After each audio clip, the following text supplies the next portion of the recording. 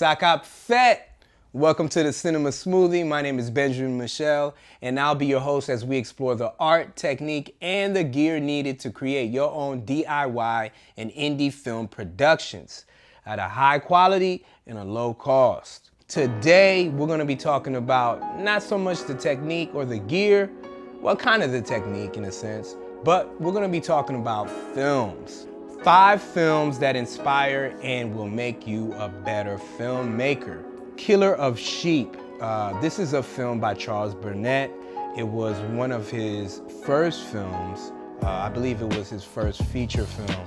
And it's a great film to watch, especially for an indie filmmaker who might be thinking, oh, it might be too much for me to make a feature film. It might cost too much, and it might be too involved, and I just, it's just too much.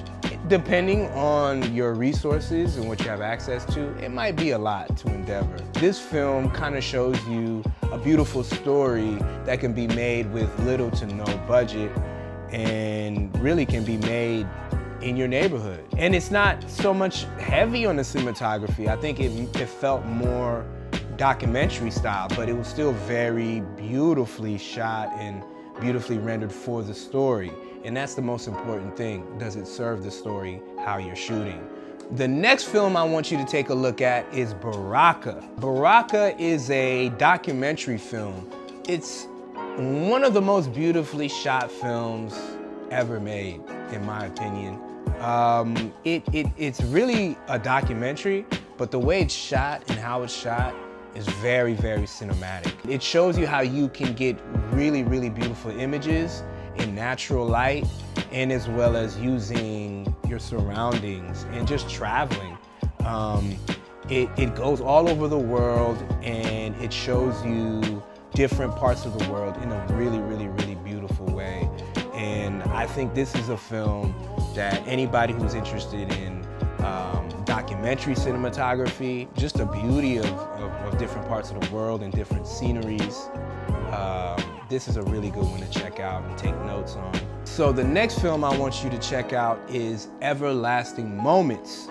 It's a film by Jan Troell, or Troell. I might be messing up his name. This is the Criterion version. Criterion does a really good job of packaging and presenting their films. Everlasting Moments is a gorgeous film. It was shot on Super 16. It just captures this story and this narrative so beautifully, and it's centered around the camera. This woman who picks up photography and is dealing with a real horrible situation with her husband. But photography becomes like an outlet for her, and it really just shows you the beauty of photography and how it can even be healing. So definitely check out this film, Everlasting Moments. It's a great film, beautifully shot. Whew, that's a lot of talk about film. I think it's about time for a smoothie break.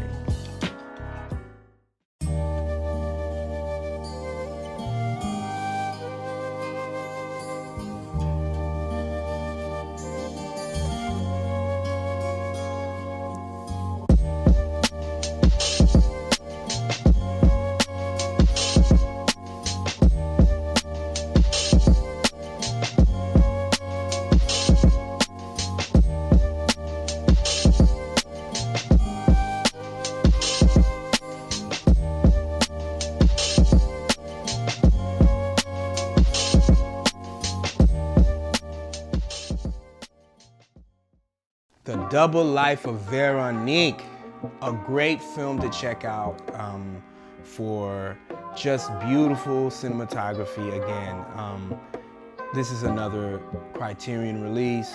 They do a really good job of treating the film or films as an art, and I really appreciate what they do with their releases.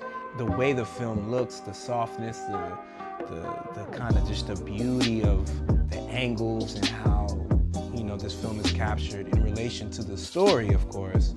It's just a really mesmerizing film to watch. This one I definitely recommend cinematographers and directors on the indie scale to watch and study to help, bring out better work from your own productions. In the Mood for Love, a film by Wong Kar-wai. This film is amazing on many levels. I think it's just a beautifully shot film, gorgeous cinematography, the colors are outstanding. The way that this film was rendered in relation to the story is very poetic in my opinion.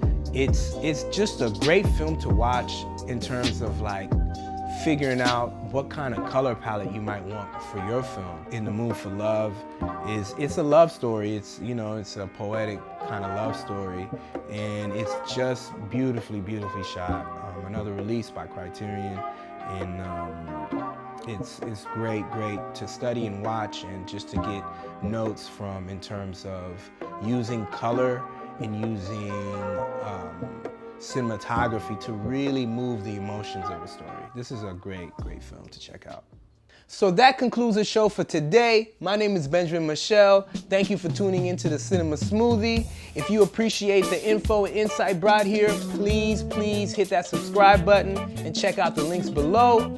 Until next time, bless up.